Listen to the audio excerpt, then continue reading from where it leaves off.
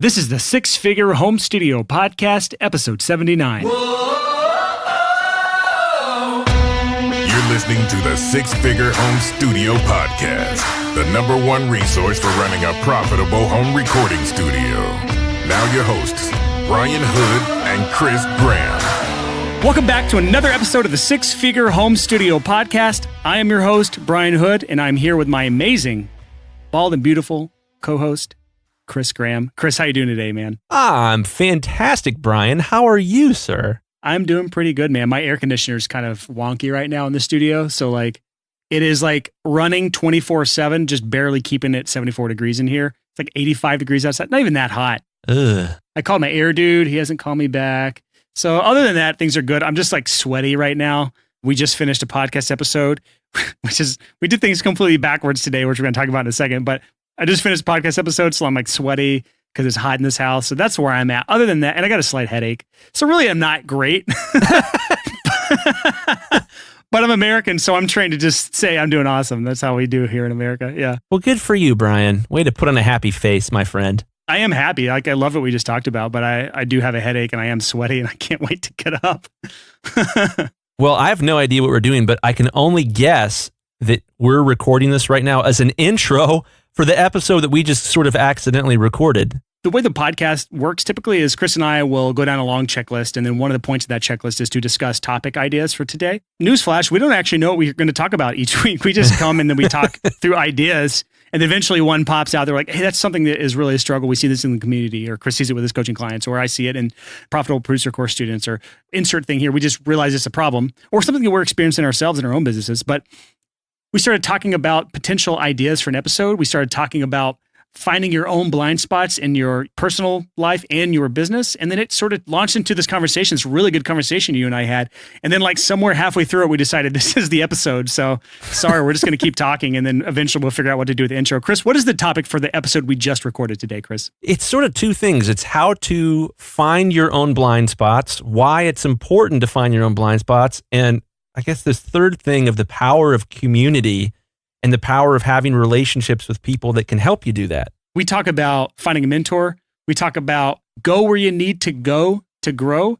And at the end, we really go deep into mastermind groups and even trying something out to help our community find their own mastermind groups. So if you're interested in something like that, stick around towards the end of the episode where we give you a URL to go to. We're not trying to monetize this in any way. We're just trying to find a way for our people to find mastermind groups. And so I know a lot of people out there listen to our conversations about Chris and I's mastermind group and are a little envious, or they want the same thing, but they don't know who to go to do this because they're maybe siloed off in a small town. They're not around people they can do a mastermind with. So we're trying to hopefully solve that problem. It's just a spur of the moment thing that came up. So we'll see if this works or not.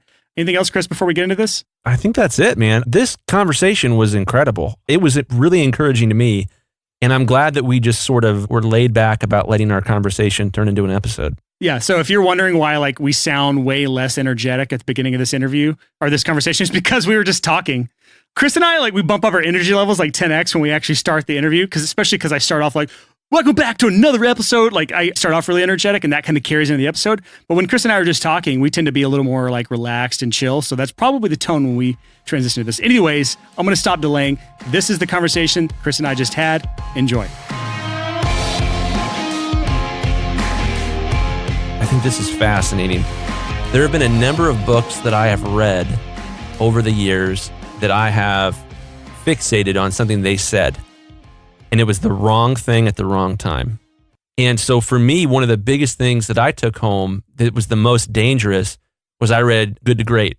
And in Good to Great, the essential kind of take home is that an institution that lasts for generations was initially led by a level 5 leader, which is somebody who doesn't have a big personality, and he was very behind the scenes and is an encourager and an enabler, not a larger-than-life Steve Jobs style personality. Except some of the examples using Good to Great, like Enron, are gone, and Steve Jobs and Apple are still around. So it's kind of one of those how much... Well, and that's the problem, is I read that book and was like, okay, well, I'm going to suppress my big personality for a couple years. And it was a massive mistake. This podcast was me, in a lot of ways, shedding, that wasn't applicable. Let's lean in with this. And it's great. And so there's a lot of topic there of when you're self-educating, you're going to have gaps. And sometimes you're going to learn something that was just not right for you. This whole like advice buffet thing falls apart if you're allergic to shellfish and you pick out something with shellfish in it. There's a lot of really great content buried in there of like, there have been a couple things that I've read. Another example is Mastering the Rockefeller Habits. I still use concepts that I learned in that every day, but one of the ideas was a business that can grow up more than 50% per year in gross revenue is called a gazelle. And I got fixated on being a gazelle. And in the service industry, that's a very stupid plan. You're not going to be able to keep up with that. So how does this go back to the blind spots topic? It goes back to the blind spots topic because if you are listening to our podcast and you are applying the wrong stuff, or you're listening to other people and applying the wrong stuff, or reading the wrong books that don't apply to who you are. So case in point, this guys I'm working with today was like, oh, I'm going to read Built to Sell, but he doesn't have any salesman experience yet. He was going to read it because he wants to get better at sales. And it was like, oh, you're not trying to build a business that you can sell. To me, though, that book has nothing to do with selling your business. That's why I love that book. I avoided it forever because I thought it was about building a business that you could sell. The entire book, it's about niching down. It's almost like the Pumpkin Plan. It's like a reincarnation of the Pumpkin Plan by Mike Michalowicz, where you are finding the services and the clients that bring you the most joy and the most income and the least headache, and 80-20ing it. You're throwing away the 20% that gives you 80% of the headaches, and you're doubling down on the 20% that bring you 80% of the income and joy. And so in the book, it's logo creation. Yes, but he doesn't have customers yet. Oh, okay. So yeah, you're exactly right. That's the wrong book for you if you don't have customers yet. Yeah. So my point here, though, is like the blind spots episode, I don't feel like I've put it together in an overarching concept yet, other than just calling it blind spots. But this idea that like we might overemphasize your ability to select from an advice buffet. You should be aware that you might get a pretty bad stomach ache if you select the wrong advice at the wrong time. And that's one of the things that I think people like about our podcast is that we're really open, that there isn't one size fits all. It's so much more complicated than that. And it's so annoying to get on like YouTube or something and someone's like, well, every time you mix a vocal, you're going to want to pull up your Pultec EQ and your Fairchild compressor. You're going to want to go to setting 3 on the, like all of this, like one size fits all. This will always solve your problem. It's total bull. And as far as I know, we're the only people in our industry that I've ever seen push this idea of like, well, there's tools, and sometimes you need a hammer, sometimes you need a screwdriver. Yeah, I'd say like most mixing tutorials I grew up watching were like, I always take out this frequency on kick drum. I always take out this frequency on guitars. I always boost this frequency. And so it's like this very cookie cutter advice. And this is why you hear a lot of cookie cutter mixes in metal. Yeah. How do you keep people from taking the wrong device at the wrong time? Because like we can serve up this entire buffet, but if people want to just eat the shitty junk food that makes them feel good, what are we going to do to stop them? Like it's easy to like point out the problem, but how do you solve the problem? That's a great question. I mean, getting a business coach helps, but reading self-improvement books that are about maturing, so like essentialism.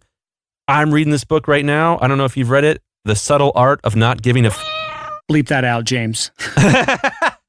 It's the book is fantastic, but that's sort of this idea of like you only have a certain number of you can actually give. Choose them wisely. I tried to read that book and I couldn't because I quickly realized that I don't give a fuck. So the book's just like preaching to the choir. You're especially good at that. I'm the second best person I know at that. But I still have a long way to go. This is great content. I feel like we're in the podcast right now. Like, so do I, man. What if we call this the problem of self-education? I guess it is a problem of self-education. One of the big issues is having self-awareness. And I think part of understanding which pieces of the advice buffet to pick up and eat is going to determine which stage of business you're in. And I know I'm looking for that podcast episode we did where we talked about different stages of a business. Yeah, it ultimately comes back to that idea of like you have different stages. If you don't have sales yet, you don't need systems. So episode 17 of the podcast, the 5 stages of a successful recording career. We outlined 5 different stages, and each of those 5 different stages have their own problems, their own basically ups and downs, and their own needs. And someone who's in stage 1 is going to have a lot different takeaway from this podcast than someone who's in stage 5. Like it's a completely different set of problems and skills required. And that's why when you go back talking about from good to great, you were like a stage 1 entrepreneur reading a stage 5 entrepreneur's book. That's for like CEOs that are at like $50 million a year in revenue, that you're trying to get to $500 million a year in revenue. That is what that type of book is for, not the guy who's in his freaking bedroom mastering mixes trying to figure out how to get to his first $100,000. Like, that's why it did more damage than good to you, and that you're just now getting past that. And much like you're talking about Built to Sell with your coaching client, where he was trying to read Built to Sell, but he doesn't have clients yet.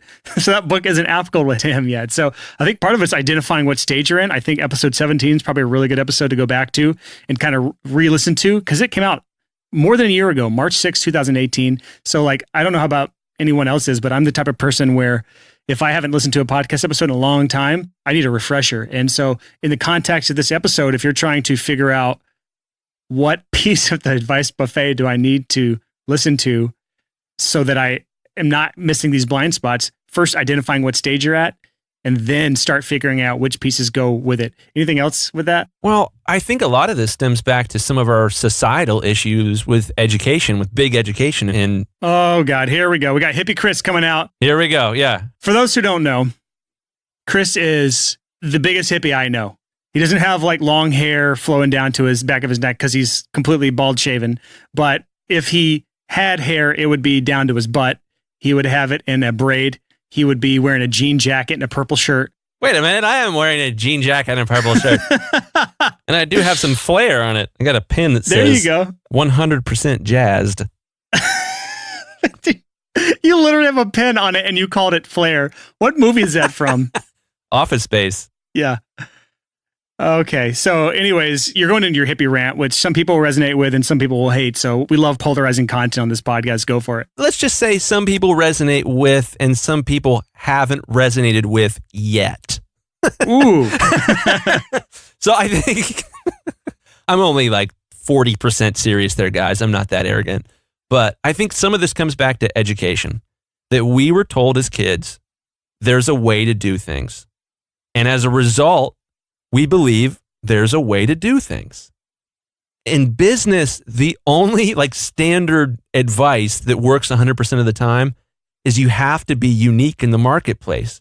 You can't just clone another business and be successful. Not in a creative field. And like any other business, like clone away. Like that's called franchising. You have like one McDonald's is exactly the same as the other. Yes, but there's a catch there. There's a geography piece. Each McDonald's does have a unique selling proposition, and it's that we're here and the other one is there. Each McDonald's has a monopoly. You never see a McDonald's across the street from a McDonald's, unlike Starbucks. Yeah, Starbucks, I see like literally two in the same mall, and I'm like, what? Go back to your point, though. You were going somewhere with that. Yeah, so my point is that what we have been taught from a very young age is there is a way that things are done.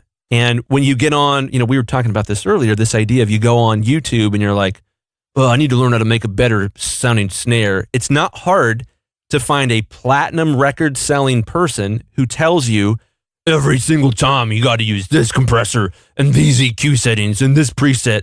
And I always use the Pro Tools Deverb plugin.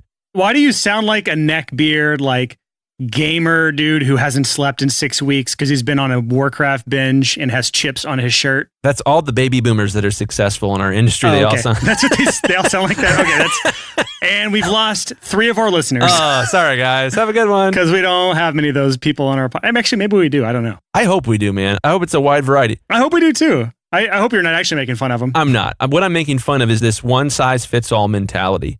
And it's really easy to consume a bunch of content or to have gone to school and to get this idea that there is always a one size fits all approach.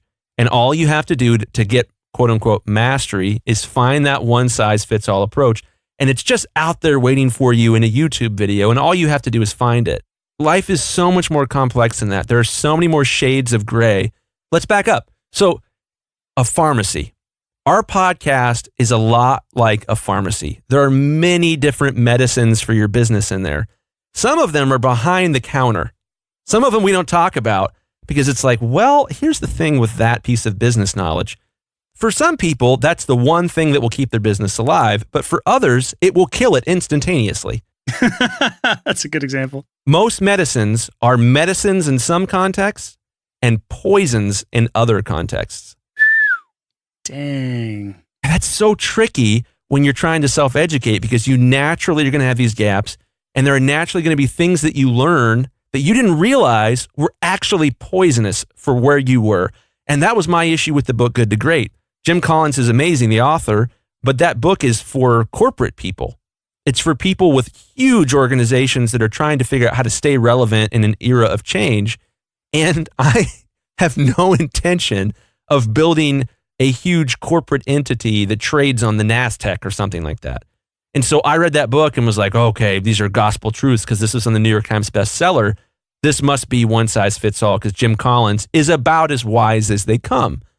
But I wasn't wise enough to take what I learned in that book and to say, is this for me or is this not for me yet? Or is this never going to be for me at all? This was medicine for certain situations and poison for others. My takeaway from that book was that all of the biggest, most long-standing businesses that were successful had one thing in common, and it was that their leader didn't have a big personality. It was somebody that sort of stayed behind the scenes, that was quiet, that enabled others. And I naturally have always had a very big, boisterous personality. No way. Always been kind of flamboyant. And so I took that as you need to repress that part of who you naturally are. And that was one of the main reasons I didn't make content, that I didn't have a YouTube channel, that I didn't have a podcast, was I was terrified that by using my big personality, that it was going to be dangerous and toxic for me. When in fact, it was absolutely the thing that I should have been doing all along. And this podcast has been an amazing education for me in that of like, oh, hey, you should talk more and stuff. People sometimes like that.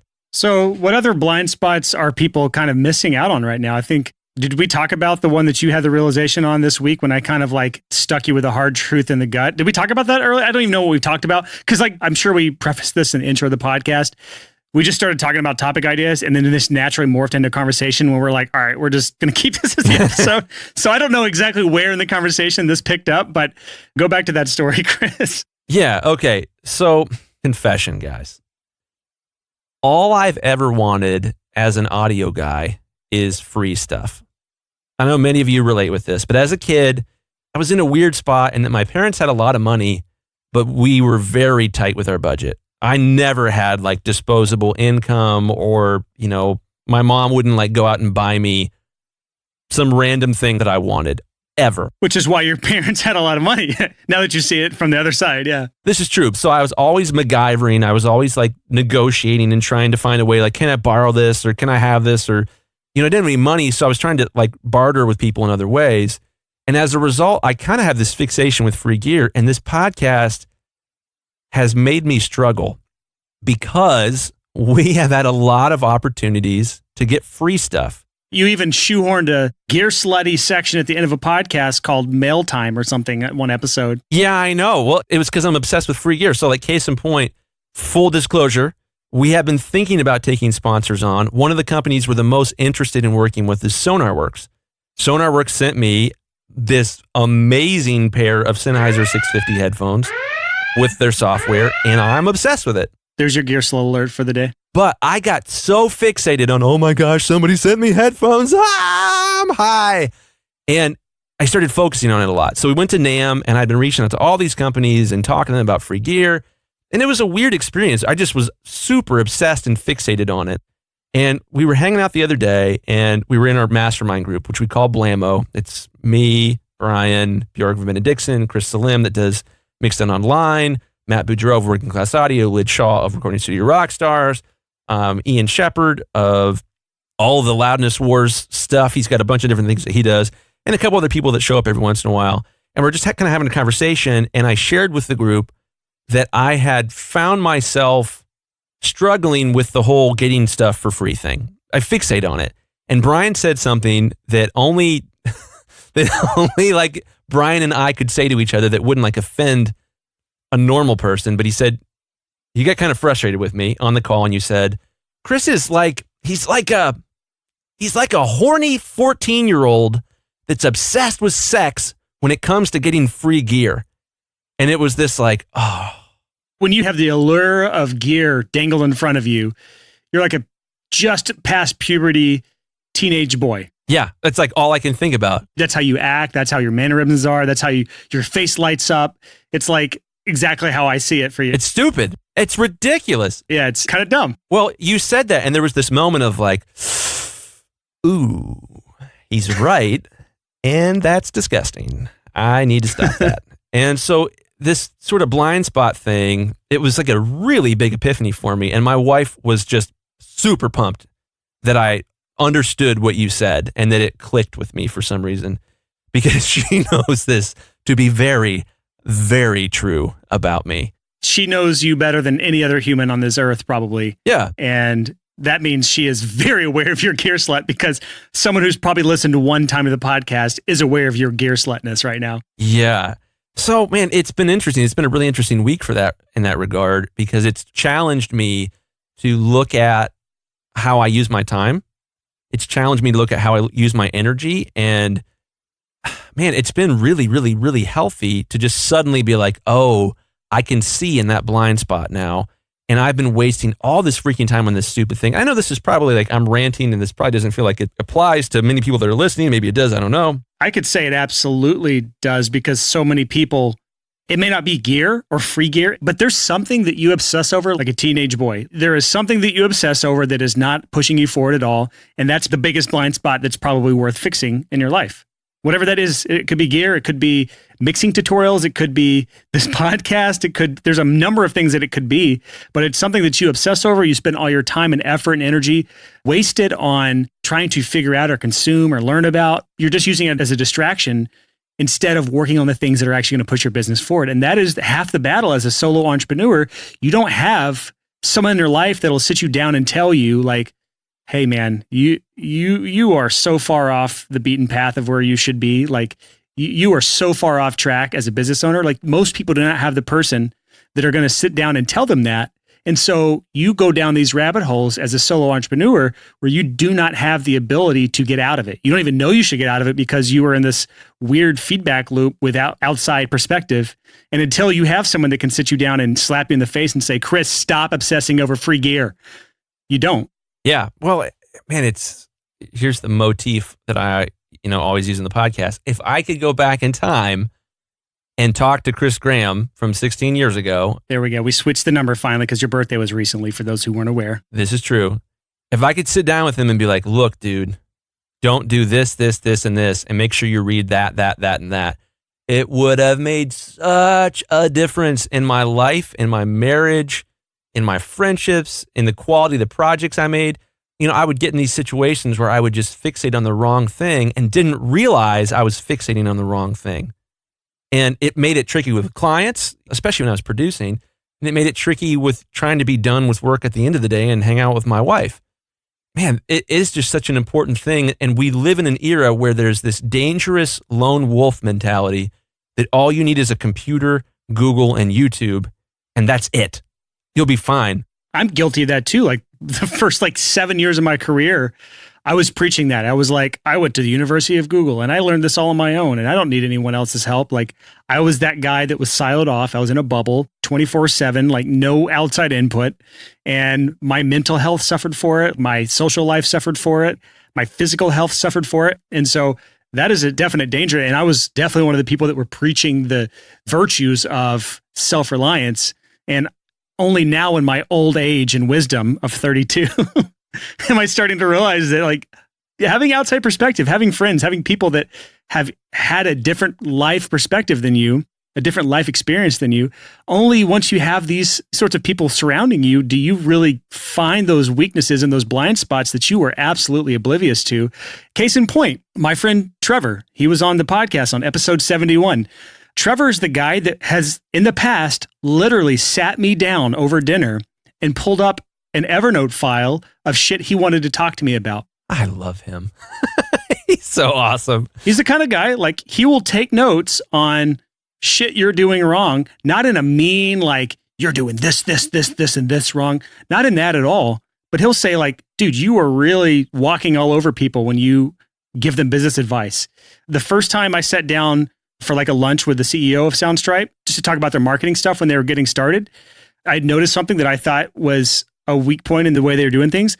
And I like lit into them in the way that I am, where I'm like, holy shit, that's so dumb. I can't believe you like, and delivering that sort of news to someone like Chris, certain personalities can take that, but 99% of humans on earth do not communicate that way.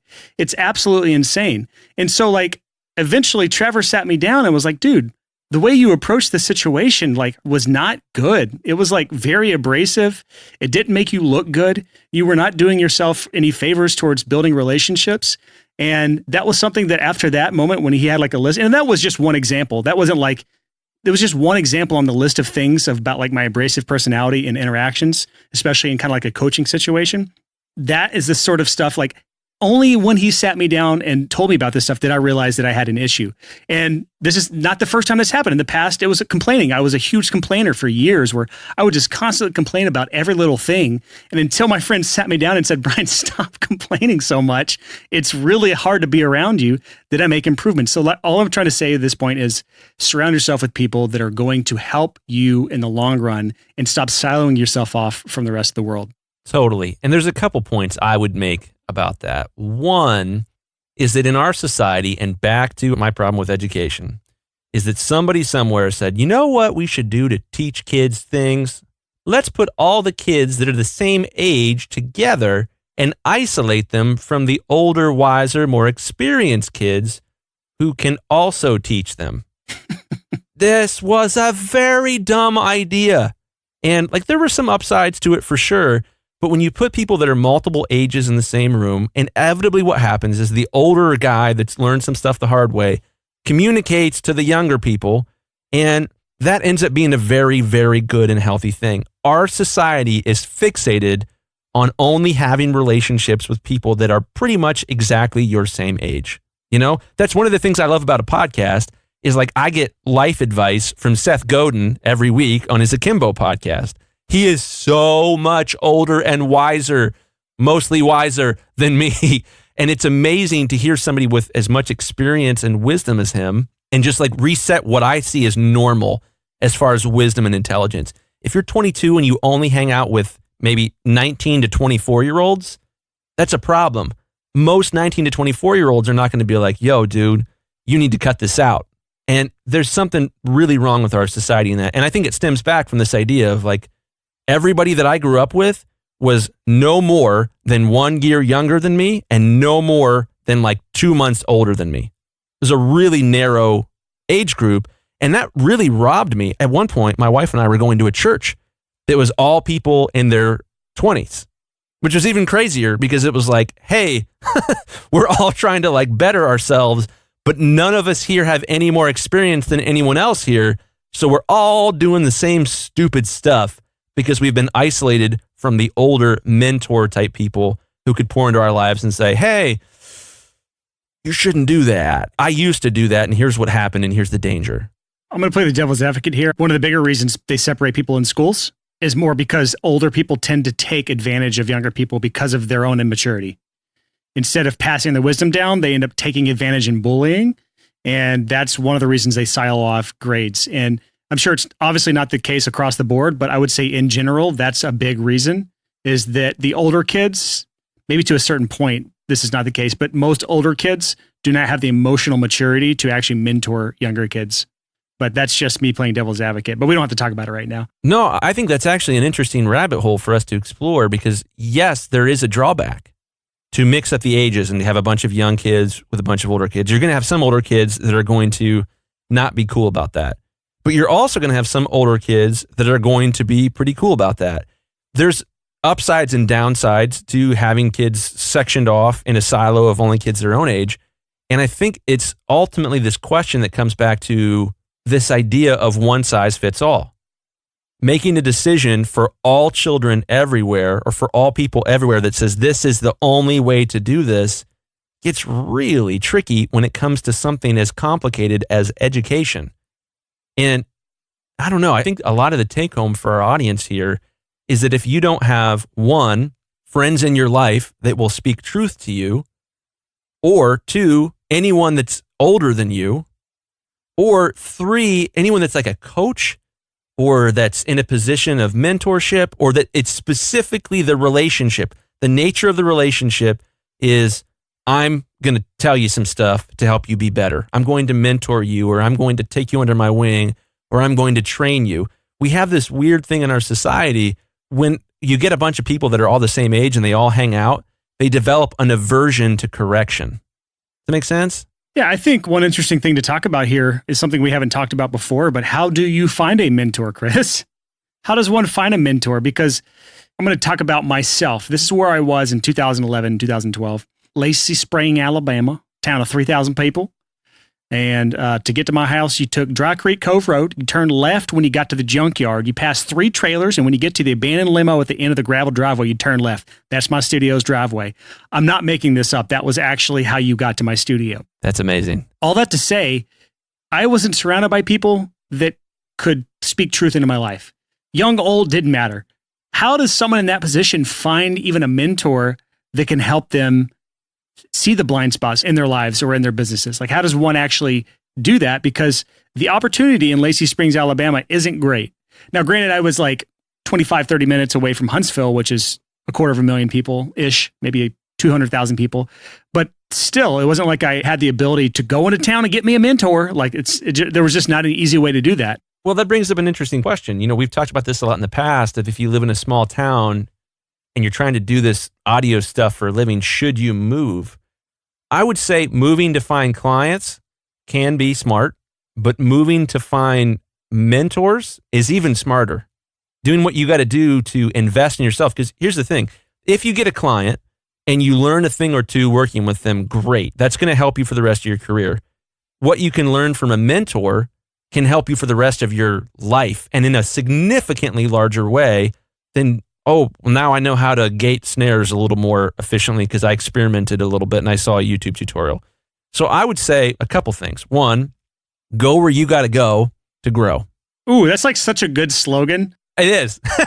Can that be our unofficial slogan? Can that just be now a thing that Chris Graham always says, one of your criticisms? It's one of my criticisms. Go where you need to go to grow. Go where you need to go to grow. That sounds like my grandpa made that up. My dadness coming through. So go where you need to go to grow. Let's not take away from the point. That's actually a really good point. Go where you need to go in order to grow as a human, as an entrepreneur, as a business, as a insert thing here. Whatever it is, go where you need to go to grow. Love that. Yeah. Another thing I would say is the power of mastermind groups. Mastermind groups are amazing, and you have no excuse to not be in a mastermind group. A mastermind group is so easy. You get on Google Hangouts, you get a couple people that are trying to do the same thing you are. When you do a mastermind group, you need a format. There's a couple different things you can do. We used to do a format called Happy Crappy, where you'd go around the group and each person would say, hey, this is what, made me happy this week, and this is what was crappy this week. One of the things we do now is we have a list of questions, and we go through and we each answer those questions with a time limit. That's important. You don't want somebody that comes in the group and is like, well, my mom has got a pimple, and my dad had, his socks smell really bad, and we tried to walk. You don't want a guy that just goes and goes and goes and goes and goes. You want a time limit, and you want to go around, and a couple things happen there. When you've got a mastermind group of like-minded people, you're going to have people that are going to say things that are going to inspire you. You have people that are going to have solutions to problems that you are experiencing. And I think most importantly is you're going to hear from other people that they struggle with the same stuff that you do. That is so powerful to hear from someone else that's like, oh yeah, man, I've really been struggling with that same thing too. I've been really getting caught up on that. Oh man, I don't suck that bad. Other people have the same problems I do. That's part of it, but the last thing you want to do is be stuck in a Me Too mastermind. A Me Too mastermind is, I've got this problem. Oh, me too. Oh, me too. Oh, me too. Oh, me too. Huh. Well, that sucks.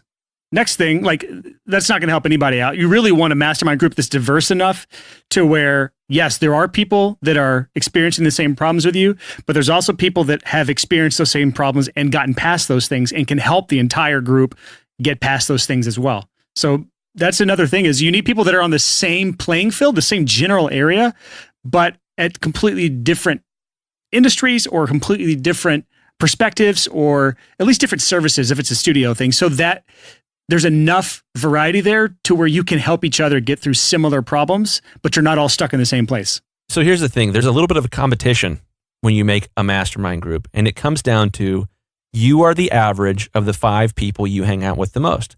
And if you do a weekly mastermind group, you will probably be the average of that mastermind group. So when you get into a mastermind group, you want to make sure that you are below average in that mastermind group. That you're like, why did they let me in? I shouldn't be in this group. These guys are way too cool for me. If you feel that way, that's a good mastermind group. If you are thinking to yourself, man, I just feel like I'm the coolest guy in this group, and I just feel like I'm way more awesome than these dudes, that's a bad mastermind group to be in. Yeah, no, get that out of here. The worst case mastermind group you can possibly have is a group where everyone has the same blind spot. That's terrible. Or where everyone's like, hey, let's go around and speak in platitudes and be like, I really felt like you can't make a good record without gear sled alert. Neve 1073 preamps. And then everyone else is like, yeah, I totally agree. Yeah, I totally agree. Yeah, I totally agree. That's terrible. You definitely don't want everyone with the same perspective.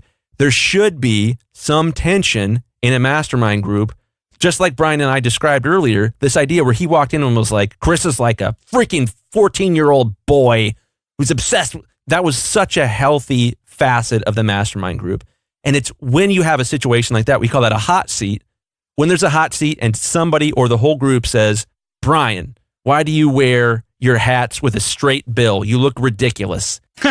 You need to curve the bill like a baseball player to keep the sun out of your eyes. This is the difference between a 32-year-old and a 38-year-old, Chris. You missed that threshold when hats... 37. Whatever. You missed that threshold when hats stopped being curved and went flat. It's true. It's so funny. I saw a meme, and I don't talk about memes much, but it just said, when did this, and it was a flat-billed hat, become sexier than this? And it was a curved-billed hat, and it said, curves are sexy. Curves are sexy, man. I curve my hats all the way. Yeah. You should be able to pull it down and no one should be able to see your eyes. It should be like a tunnel that you're looking through. That's hot. Yeah, I used to wear hats like that when I played golf a lot and when I played baseball a lot, but I don't do either of those things much anymore, so I just wear flat bills, my bro. Anyways, let's go back on topic here. The point is you need people that are willing to be a little bit mean, and you have to be open enough to not get offended. And if you have to walk on eggshells in your mastermind group, you're probably in the wrong group. Or if you can't get through a mastermind without getting bent out of shape because you didn't like what you heard, you're probably not ready for a mastermind group. So it really does take a healthy perspective. It takes a healthy personality, and it takes a little bit of toughness to get through a good mastermind session. Because if you get through it, everyone's happy, everyone's smiling, nothing crazy happened, and you part ways. Sure, that's great for a hangout. Maybe it's good for renewing your energy for the week, but it doesn't really help push the needle forward as far as self-improvement. So you really have to find a mastermind group that's going to bring you value. I didn't mean for this to go down the mastermind group rabbit hole, but this is just me and Chris talking. So at this point, this is such an unscripted episode that we are just like talking at this point. Totally. Well, and I think it's healthy. We're really into this idea of an advice buffet. And the idea of an advice buffet is rooted in one concept, and that's this sort of tolerance idea. That what works for you might not work for him, what works for him might not work for you. It's really important when you're in a mastermind group to recognize that the worst ideas in the world are one-size-fits-all ideas. There's an irony there because that's a one-size-fits-all idea in itself. But in my opinion, the only one-size-fits-all idea that's good is that one-size-fits-all ideas are good. Okay. Yeah. You're doing great, Chris. I lost myself. I don't even know what I'm talking about. Maybe we'll cut it out. Maybe we won't. Who knows? But yeah, when you're in a mastermind group, it should be a group that embraces that there aren't one-size-fits-all ideas. That when you go to a mastermind group, you're looking for tools. That didn't sound right. You're looking for tools that you can use in your business of like, one of the things I learned big time. We had Björgvin on the show a while back. Björgvin taught me a crap ton about email marketing. He knows so much about that. I'm kind of the systems guy in our mastermind group. And if there's like a systems issue, I'm the one that's probably going to have the most to say on that. I don't know what I am. I'm just the resident mean guy who just says mean stuff. I'm still abrasive, by the way. I've just tried to tone it down for people I don't know.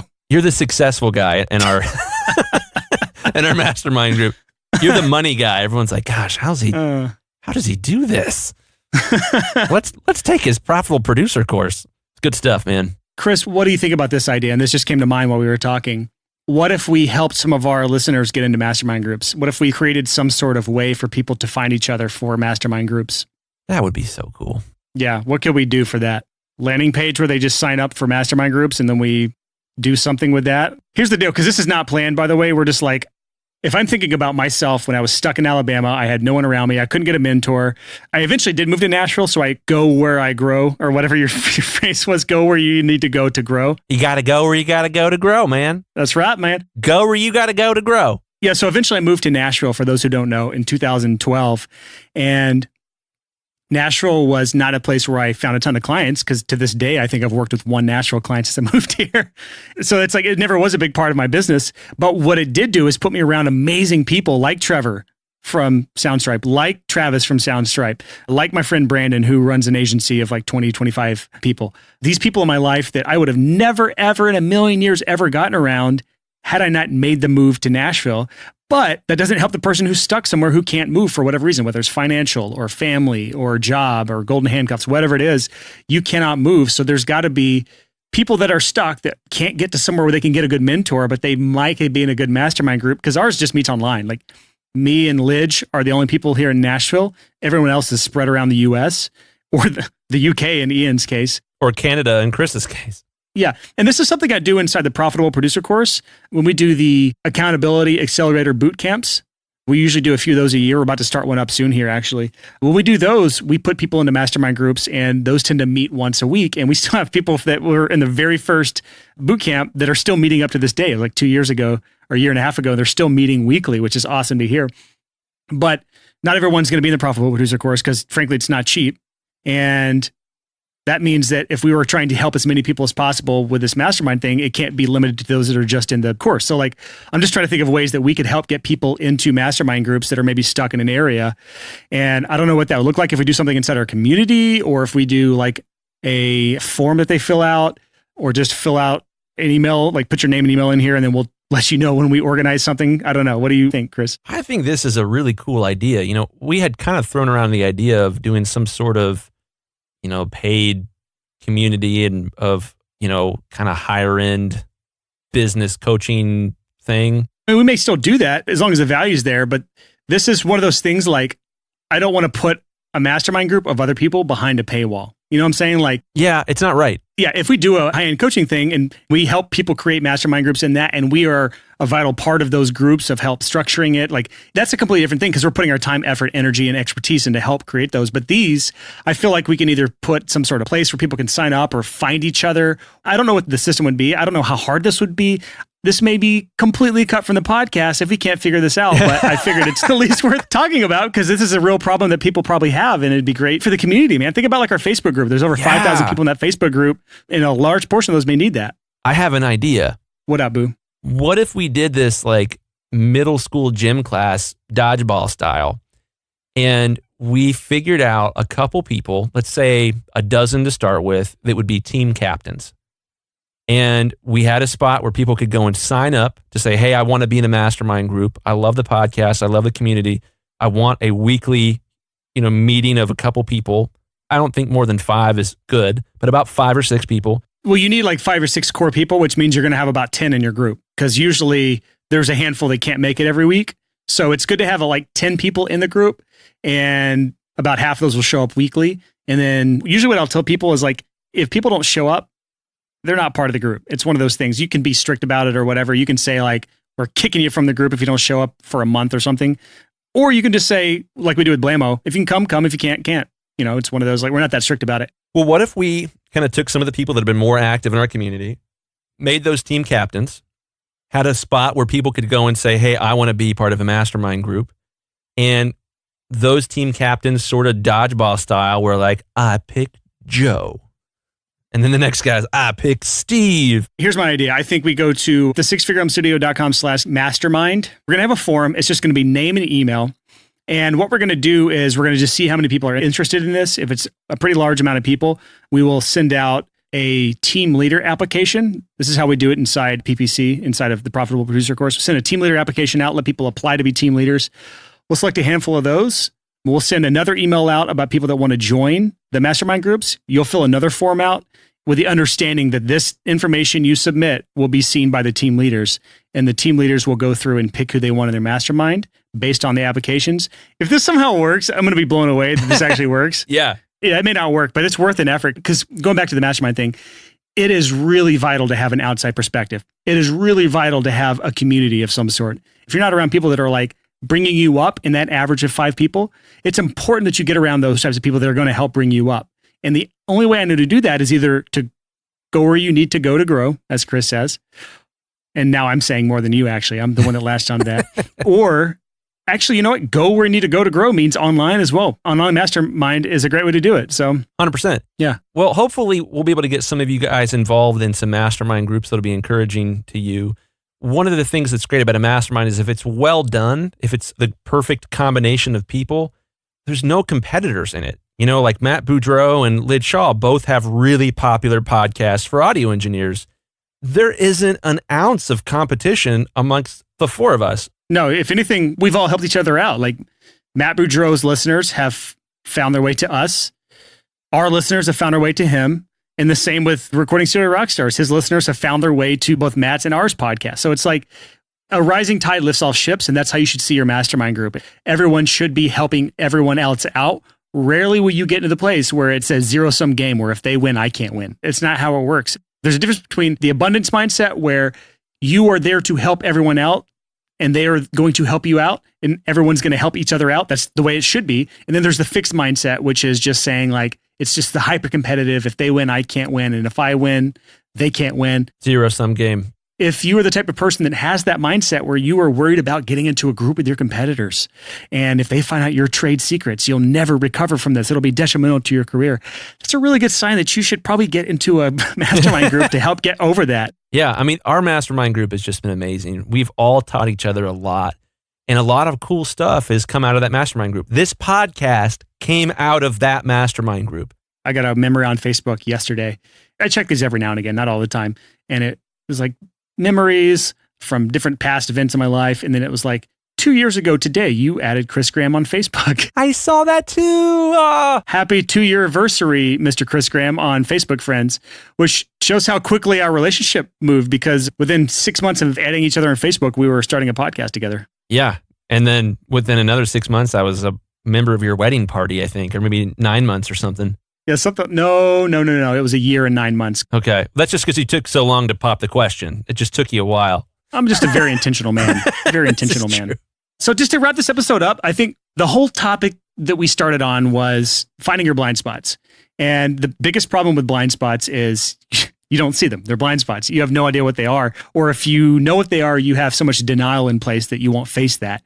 So the best way that I can see, and go back and listen to this whole episode, because this is what we've talked about the whole time. The best way I can see is get yourself around people that can help you with those blind spots. And that's like, to me, the overarching message here. Just get around better people. Yeah. Well, one last thought. One of the things that's been really helpful for me over the last year, we had Graham Cochran on the show. And after we had Graham Cochran on the show, it was just really apparent to me that he was wise in ways that I was not. And I ended up hiring him as a business coach.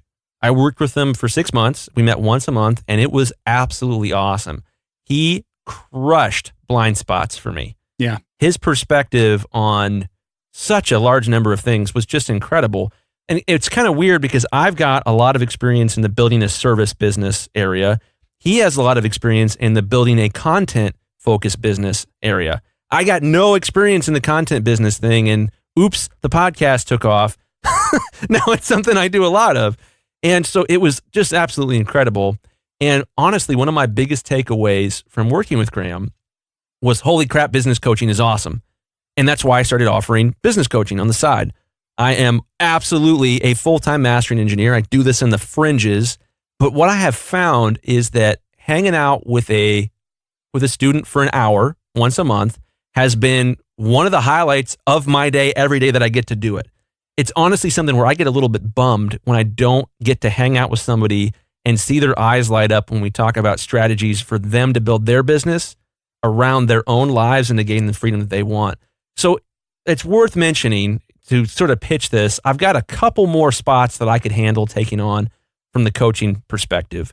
So if you're thinking about the coaching thing and you're thinking, man, Chris Graham seems kind of cool, I wouldn't mind meeting with him monthly, check out chrisgrahammastering.com/coaching. Taking on a couple more people. I've got a couple people that'll be ending the coaching program that have done it for the past couple months. I'd love to hear from you.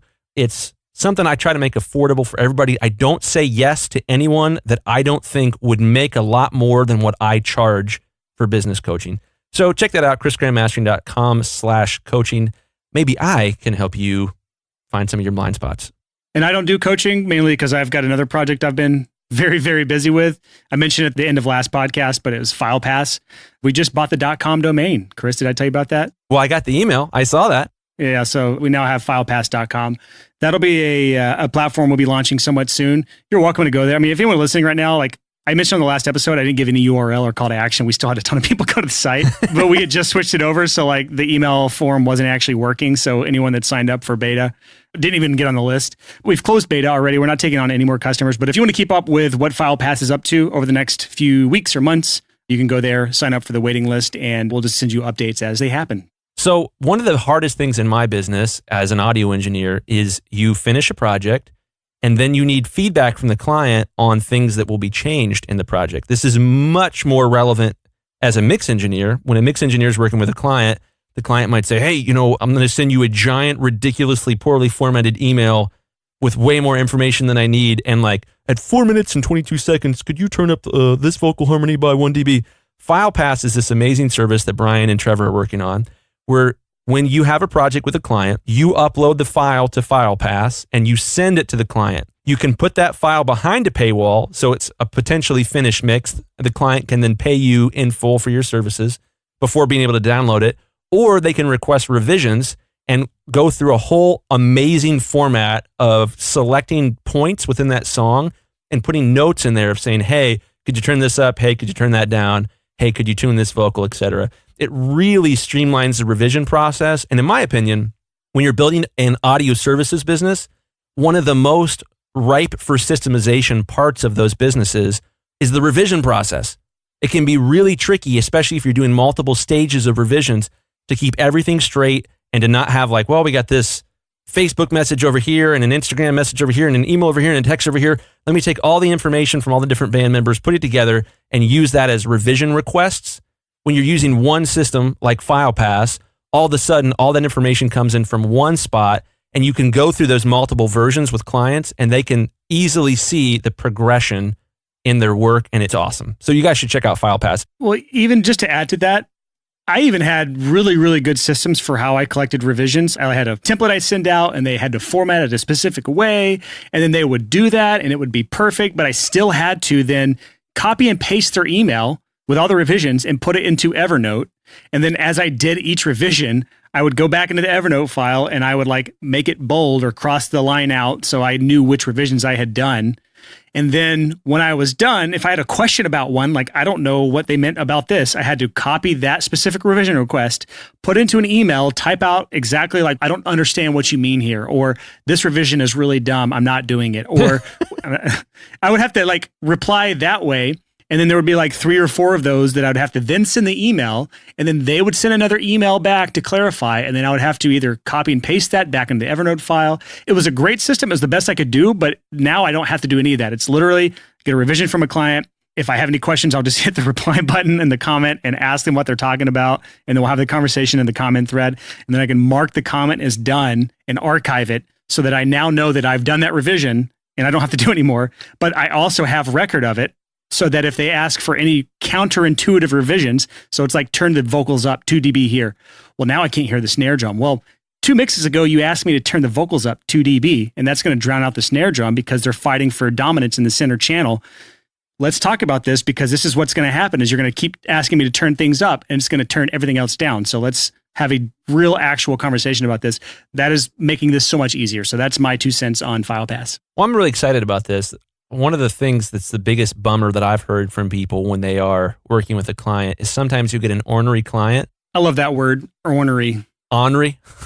An ornery client who loves to be like, I told you to turn the snare and the bridge down 1.7 dB and you didn't do it. You incompetent sack of...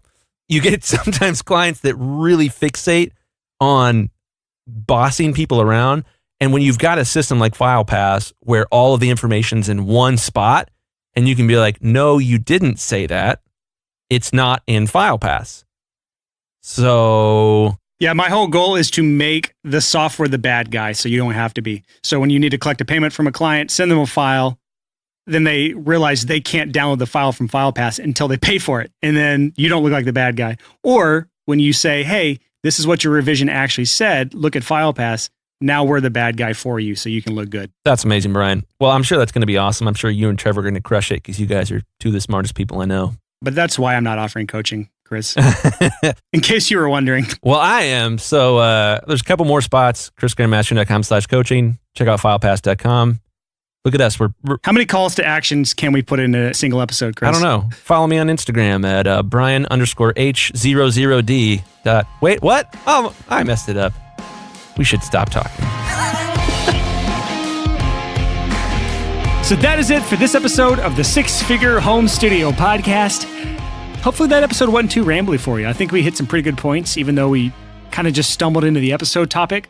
And I know we told you a lot of different links to go to there for a lot of different things. I guess it's another little choose your own adventure advice buffet for the different things that Chris and I have going on in our lives. So I'm going to go over a lot of these one more time. If you are at the point where you know you have some blind spots, you know you need to get around some people that are going to make you a better person to help you spot those blind spots, which is really anyone listening to this podcast. Let's be honest. I mean, Chris and I to this day have stupid blind spots, and our mastermind is a really good place for us to help each other out with those blind spots. If that's you and you need help to get into a mastermind, or you're interested in being one of these mastermind group leaders where you are the team captain, so to speak, and you want to pick your dodgeball team, you can go to thesixfigurehomestudio.com/mastermind. And whether you want to be a leader or just an attendee in a mastermind group, go there, fill out the form, and we'll get back to you there. The second thing is if you are interested in FilePass, we have a thing going right now where we're doing early access. And I'm only doing this for a set type of person, people that are doing at least 5 to 10 songs a month, or if you're mastering engineer, at least 20, 25 songs a month in their studios consistently. If that is you, go to filepass.com and apply for early access, or just go to the top right of that screen and you can book a one-on-one demo with me. I'll walk you through FilePass, how it will work in your business specifically. But again, if you're not doing this full-time at this point, wait until we do a public launch, and then this will be a thing for you to sign up for. But filepass.com, if that's you. If you're at a point in your business where you need one-on-one help with what you've got going on, you've got some really unique situations. Chris Graham does some awesome coaching. He's got some really, really good stories from his students so far. He's added a lot of value to their lives. So if you want that, go to chrisgrahammastering.com/coaching. And then as always, all these links, everything that I just talked about right now, you can just go to the sixfigurehomestudio.com/79. That's /79. And all the links I just mentioned will be on that show notes page there. I think that's all I got right now. I'm not going to keep rambling. I don't know what next week's episode's about, but it's probably going to be a damn good one, because that's all we put out is damn good episodes. Bright and early, next Tuesday morning, 6 a.m. That episode goes live, episode 80. Until next time, thanks so much for listening, and happy hustling. Whoa.